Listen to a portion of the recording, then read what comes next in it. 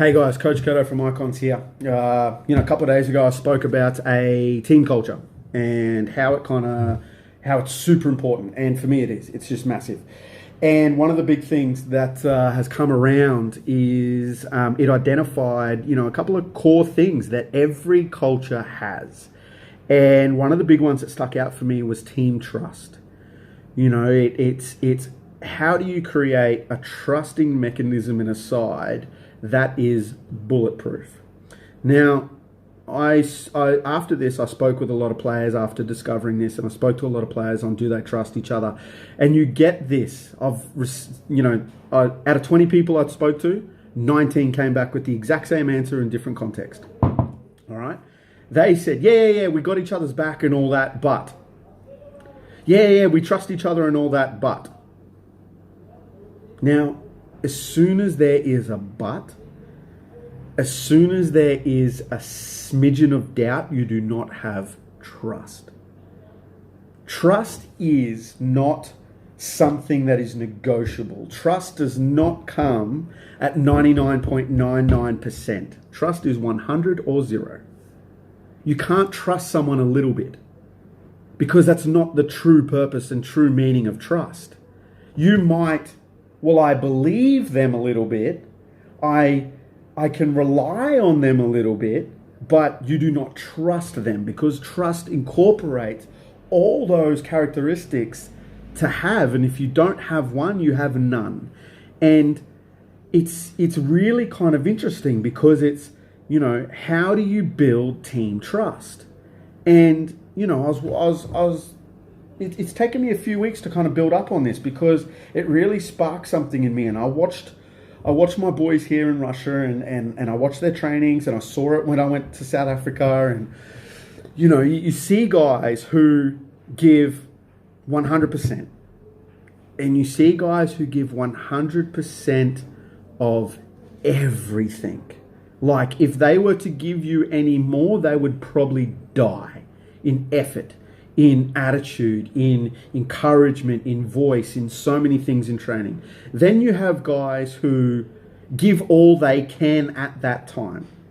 And this is where it kind of sparked me to kind of go, well, hey, hold on a second.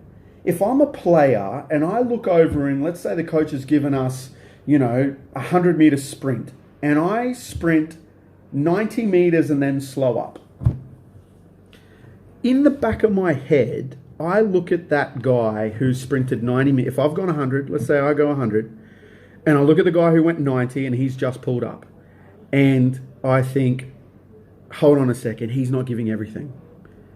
Then I go, well, if he's pulling up at 90, I'll go 92. And I pull up at 90.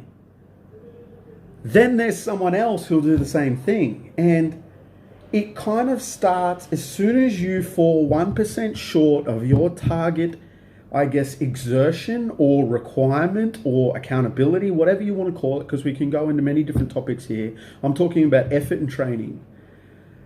As soon as you bark off by 1%, you're done. Your team is done. And it really kind of hit home for me more because I've seen this photo shared, and I'm sure a lot of you have seen it shared as well, where there's that line. It's an American football photo. There's the line and there's a group of 30 people and there's one guy falling short.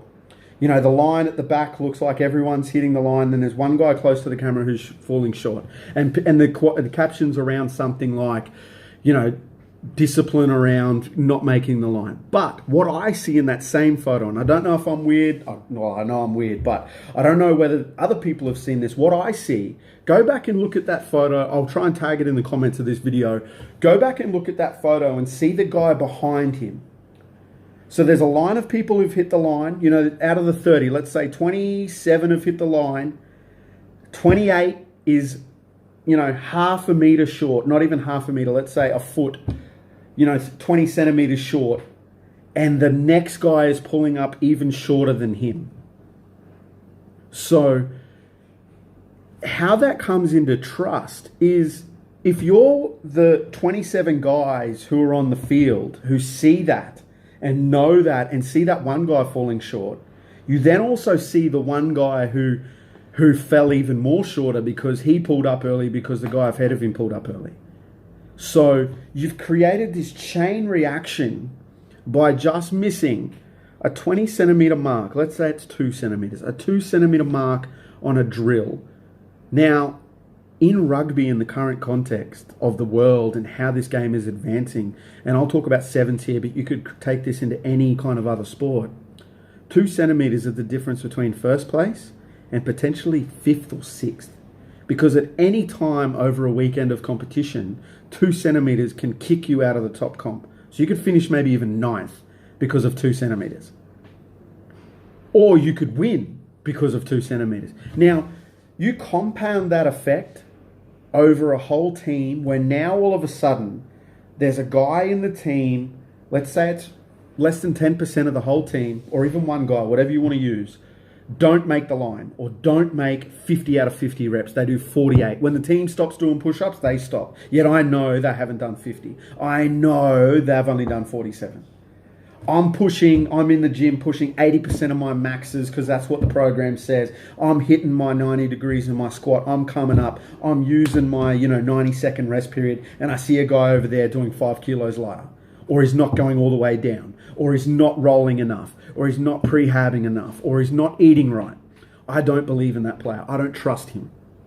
You don't trust him. On the field, I am going to second guess his ability to have my back in a situation where I'm all out, I'm all in, I've committed everything and he's not there.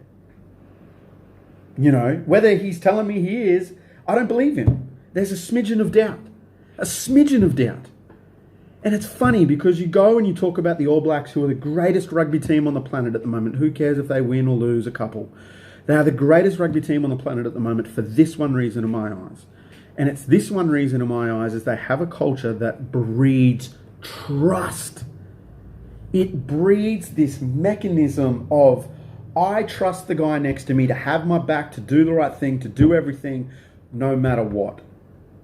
And if they get small parts where they get it wrong, they cut it out. Where I guarantee you look at the other maybe 4 or 5 nations in the world, especially we're talking about 15s now, go bonkers with their teams and don't get results, they don't trust each other. They do not trust each other. 100%. They might say it, they might do it in 4 out of 5 things, but if you're not 5 out of 5, you're nothing. And from a coach's perspective, you have to find a way to make your team trust each other no matter what. Because trust breeds belief. And belief actually takes your effort and results to the next level because you can unlock a different approach to training.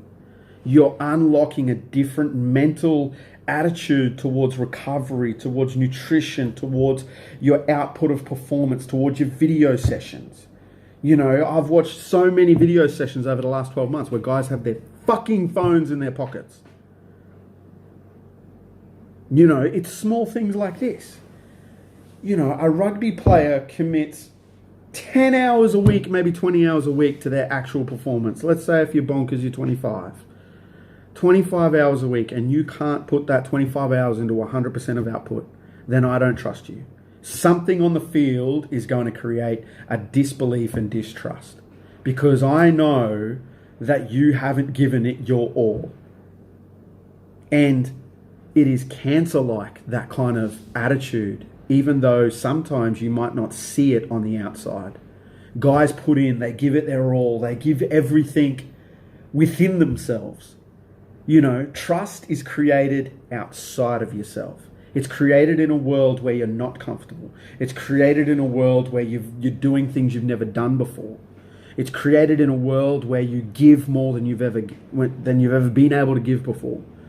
And that's what it's about. It's about having and finding a group of individuals or creating a group of individuals through, every coach will have their own mechanisms on doing this.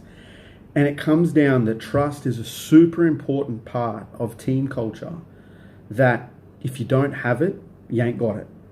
And for me, if you're trying to build team culture, then I would be looking into how does your team trust each other, and not from a verbal sense. You know, from a, do you believe that that guy does every single rep in a session? Because they'll look at you and you'll see it in their eyes. Because I've asked the same question, do you believe he gives everything his all? And they don't answer immediately, then they have doubt in their head. And one person who has doubt about another player is literally going to implode. It implodes on the field. It causes anger, it causes disbelief, it causes frustration, and that's a failing culture.